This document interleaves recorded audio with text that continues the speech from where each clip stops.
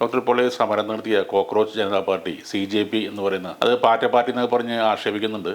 അപ്പോൾ ഒരു പറ്റം വിദ്യാർത്ഥികളുടെ അല്ലെങ്കിൽ യുവാക്കളുടെ ഒരു കൂട്ടായ്മ എന്ന് പറയാൻ അതും വെറും സംഘടിതമായൊരു കൂട്ടായ്മ അല്ല, ഓൺലൈനിലൂടെ സോഷ്യൽ മീഡിയയിലൂടെ രൂപപ്പെട്ടൊരു കൂട്ടായ്മയാണ്. പക്ഷേ ഒരു സമരം അവർ വിജയകരമായി നടത്തിയ ശേഷം അവർക്ക് അനുകൂലമായിട്ട് ഒരുപാട് അഭിപ്രായങ്ങളും പിന്തുണയെല്ലാം വരുന്നു. അപ്പോൾ ഇത് അവരൊരു രാഷ്ട്രീയ പാർട്ടിയായിട്ട് അങ്ങനെ മാറാനുള്ള പോലെ സാധ്യത കാണുന്നുണ്ട്. അല്ല, ഇതിനോട് ബന്ധപ്പെട്ട് പറയാവുന്ന ഒരു കാര്യം എന്ന് പറയുന്നത് 20-ാം നൂറ്റാണ്ടിൻ്റെ ഒരു പ്രത്യേകത എന്ന് പറയുന്നത് ഒത്തിരി രാഷ്ട്രീയ പാർട്ടികൾ ലോകത്ത് ഉദയം ചെയ്തു എന്നുള്ളതാണ്. ഒത്തിരി രാഷ്ട്രീയ പാർട്ടികൾ ഉദയം ചെയ്തപ്പോഴാണ് മനുഷ്യാവകാശങ്ങൾ സംരക്ഷിക്കപ്പെട്ടതെന്നൊരു ബോധം ജനങ്ങൾക്കുണ്ടായിട്ടുണ്ട്.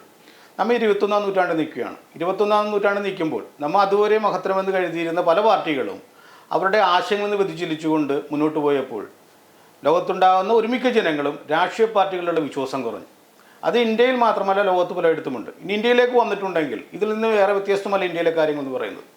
ഇന്ത്യയിലെ എല്ലാ രാഷ്ട്രീയ പാർട്ടികളും അവരുടേതായിട്ടുള്ള നേട്ടങ്ങൾക്ക് വേണ്ടി, അവരുടെ കുടുംബക്കാരുടേതായിട്ടുള്ള നേട്ടങ്ങൾക്ക് വേണ്ടി, അല്ലെങ്കിൽ സ്വന്തം രാഷ്ട്രീയ പാർട്ടിയിലുള്ള ആളുകളുടെ നേട്ടത്തിന് വേണ്ടി മാത്രം നിലനിൽക്കുന്ന സംഘടനകളായിട്ട് രൂപാന്തരപ്പെട്ടപ്പോൾ ജനങ്ങൾക്ക് യാതൊരു രാഷ്ട്രീയ പാർട്ടിയിലും വിശ്വാസമില്ലാത്തൊരു ഘട്ടത്തിലൂടെ പോയപ്പോഴാണ് ഈ സമരപരിപാടിയുമായി മുന്നോട്ട് വരുന്നത്. ഇതിലെടുത്ത് പറയാവുന്നൊരു കാര്യം എന്ന് പറയുന്നത് രാഷ്ട്രീയം എന്നൊരു വാക്കിനെ പറ്റി, അല്ലെങ്കിൽ രാഷ്ട്രീയം എന്താതിനെ പറ്റി മാത്യു ഫ്ലിൻഡേഴ്സിൻ്റെ വളരെയേറെ വായിക്കപ്പെട്ട ഒരു പുസ്തകമാണ് ഡിഫെൻഡിങ് പൊളിറ്റിക്സ് എന്ന് പറയുന്ന പുസ്തകം. അല്ല, അദ്ദേഹം പറയുന്നത് രാഷ്ട്രീയം എന്നത് പറയുന്നൊരു മോശം വാക്കാണെന്നും രാഷ്ട്രീയം എന്നത് അധമന്മാരെ മാത്രം ആകർഷിക്കുന്ന ഒരു വിദ്യയാണെന്നും അതുപോലെ തന്നെ മനസ്സാക്ഷിയില്ലാത്ത രാക്ഷസന്മാരുടെ ഒരു കലാവൈഭവമാണെന്നാണ് അദ്ദേഹം പറഞ്ഞു വെക്കുന്നത്.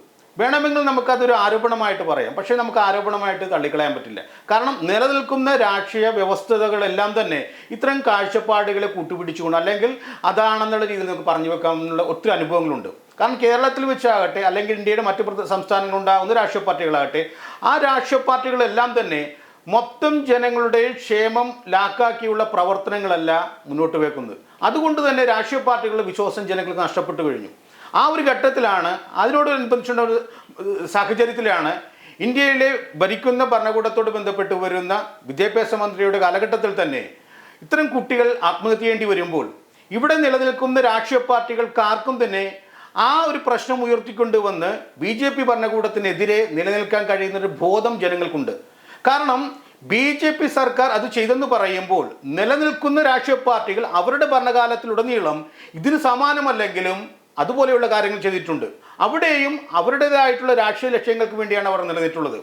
BJPയുടെ ഭരണകാലഘട്ടത്തിൽ ഈ പറയുന്നൊരു വിദ്യാഭ്യാസ മേഖലയിൽ, അല്ലെങ്കിൽ നീറ്റ് എക്സാം എന്ന് പറയുന്ന ഒരു കാര്യം അവിടെ അതിനോടനുബന്ധിച്ചുണ്ടാകുന്ന കാര്യങ്ങളുണ്ടാകുമ്പോൾ പല മേഖലകളിലും, ഉന്നത വിദ്യാഭ്യാസ മേഖലയോട് ബന്ധപ്പെട്ട് വരുന്ന പല മേഖലകളിലും ഈ പറയുന്ന രാഷ്ട്രീയ പാർട്ടികൾ അവരുടേതായിട്ടുള്ള കാര്യങ്ങളിലൂടെ ഇത്തരം മേഖലയെ മലിനപ്പെടുത്തിയിട്ടുണ്ട്. അപ്പോൾ ഈ ഒരു സമയത്താണ് കുട്ടികൾ ആത്മഹത്യ ഉണ്ടാകുന്നത്. ആത്മഹത്യ ഉണ്ടാകുമ്പോൾ ഏതൊരു രാഷ്ട്രീയ പാർട്ടിക്കാരനാണ്, ഇന്ത്യയിലെ ഏതൊരു രാഷ്ട്രീയ പാർട്ടിക്കാണ് ആർജവത്തോടു കൂടി ഈ ഒരു കാര്യത്തെ എതിർക്കാൻ പറ്റുന്നത്? ശുദ്ധമായ കൈകൾ ഉള്ളവർക്ക് മാത്രമേ ഇത്തരമൊരു കാര്യത്തെ എതിർക്കാൻ പറ്റൂ. അങ്ങനെയില്ലാത്തൊരു സാഹചര്യത്തിൽ ജനങ്ങൾ നിശബ്ദമായിരിക്കുന്ന സമയത്ത്, ജനങ്ങൾ എന്തു ചെയ്യും എന്ന് ആഗ്രഹിച്ചിരിക്കുന്ന സമയത്ത്, എന്ത് ചെയ്യണമെന്നുള്ള ഒരു വേഗതയോടെ നിൽക്കുന്ന സമയത്താണ് ഇത്തരം ഒരു ജനകീയ കൂട്ടായ്മ ഈ പറയുന്ന സോഷ്യൽ മീഡിയയോട് ബന്ധപ്പെട്ട് രൂപീകരിക്കപ്പെടുന്നത്. അവിടെയാണ് ജനങ്ങൾ അതിന് വിശ്വാസത്തിലെടുത്തത്. ആ വിശ്വാസത്തിൻ്റെ ഭാഗമായിട്ടാണ് ഈ കോക്രോച്ച് പാർട്ടി എന്ന് പറയുന്ന ഒരു സംഘടന, അല്ലെങ്കിൽ ആ ഒരു സംഘം ഈ പറയുന്ന പ്രദേശത്തോ അല്ലെങ്കിൽ അതിനോട് ബന്ധപ്പെട്ടിരുന്ന പ്രദേശങ്ങൾ കേന്ദ്രീകരിച്ചുകൊണ്ട് സമരപരിപാടിയായിട്ട് പോകുമ്പോൾ ഇന്ത്യയിലെ ജനങ്ങളിൽ ബഹുഭൂരിപക്ഷവും മനസ്സുകൊണ്ടാണെങ്കിൽ പോലും അവരുടെ ഒപ്പമായിരുന്നു. കാരണം അവർ രാഷ്ട്രീയ സംഘടന അല്ല. രാഷ്ട്രീയ സംഘടനയാകുമ്പോൾ അവർക്ക് രാഷ്ട്രീയമായ ലക്ഷ്യങ്ങളുണ്ട്.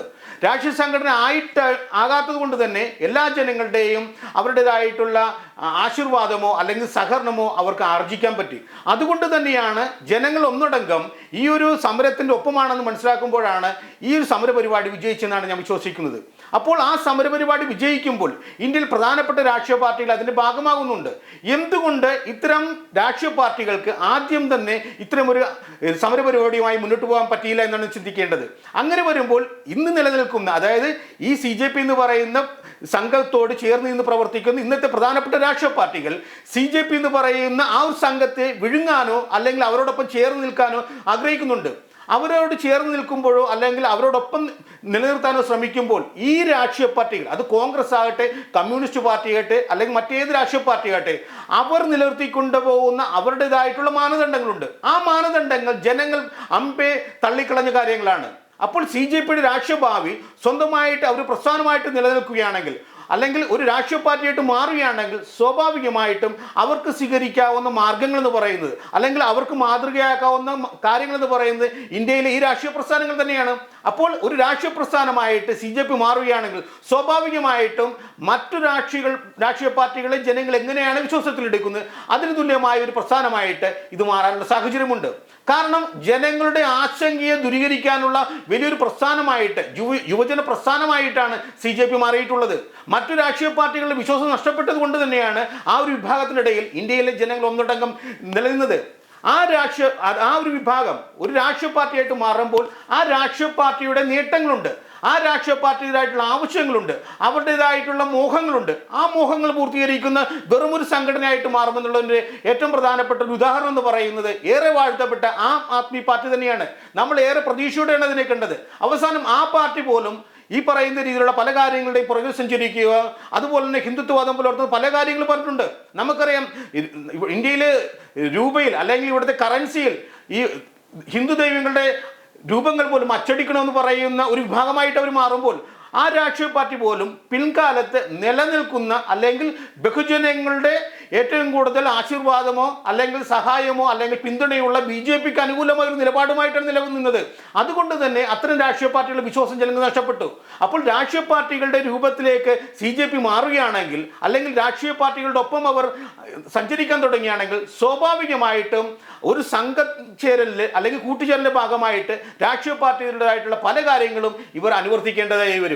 അവിടെയാണ് ഈ പറയുന്ന കൂട്ടായ്മ തകരുന്നത്. ഈ കൂട്ടായ്മ തകരുമ്പോൾ സ്വാഭാവികമായിട്ടും അവരുടേതായിട്ടുള്ള നേട്ടങ്ങളെ പറ്റി അവർ ചിന്തിക്കും. അങ്ങനെ വരുമ്പോൾ ഞാൻ വീണ്ടും പറഞ്ഞു, അവിടെയാണ് ഈ രാഷ്ട്രീയം എന്ന് പറയുന്നത് വളരെ മോശപ്പെട്ട ഒരു കാര്യമാണെന്നും അവിടുന്ന് പറയുന്ന അധമന്മാരെ മാത്രം ആകർഷിക്കുന്ന ഒരു കലാവൈഭവമാണെന്ന രീതിയിലുള്ള ആ ഒരു താല്പര്യത്തിലേക്ക് നമ്മൾ മാറുന്നത്. അപ്പോൾ പറഞ്ഞു വെക്കുന്ന മറ്റൊന്നുമല്ല, CJP എന്ന് പറയുന്ന ആ ഒരു സംഘടനയിൽ അല്ലെങ്കിൽ കൂട്ടായ്മയിൽ ജനങ്ങളുടെ വലിയൊരു വിശ്വാസം അർപ്പിക്കപ്പെട്ടിട്ടുണ്ട്. അത് സംരക്ഷിക്കേണ്ട ബാധ്യത ആ ജനവിഭാഗത്തിനുണ്ട്. നാളെയുടെ ഭാവി എന്ന് പറയുന്നത് ആ യുവതലമുറയിലാണ് ജനം കൽപ്പിച്ചിരിക്കുന്നത്. അവർ രാഷ്ട്രീയ പാർട്ടികളുടെ ഒപ്പം സഞ്ചരിക്കാതെ രാഷ്ട്രീയ പാർട്ടികളുടെ അവരോടൊപ്പം നിലനിർത്താൻ അവർ ശ്രമിക്കേണ്ടത്. രാഷ്ട്രീയ പാർട്ടികൾ അവരോടൊപ്പം നിൽക്കുമ്പോൾ നിലനിൽക്കുന്ന രാഷ്ട്രീയ പാർട്ടികൾ ഇതുവരെ അനുവർത്തിച്ചു പോന്നിട്ടുള്ള പല കാര്യങ്ങളും അവർക്ക് പിൻപറ്റാതിരിക്കാനോ അല്ലെങ്കിൽ അതിൽ നിന്ന് മാറി സഞ്ചരിക്കാനുള്ള ഒരു സാഹചര്യം ചിലപ്പോൾ സംജാതമായേക്കാം. അതുകൊണ്ട് അതൊരു രാഷ്ട്രീയ പാർട്ടിയായി മാറാതിരിക്കാനുള്ള സാഹചര്യത്തെപ്പറ്റി അവർ നല്ല രീതിയിൽ ചിന്തിക്കേണ്ടതുണ്ട്, അതിനുള്ള ജാഗ്രത പുലർത്തേണ്ടതുണ്ട് എന്നാണ് നമുക്കിപ്പോൾ പറയാൻ പറ്റുന്നത്.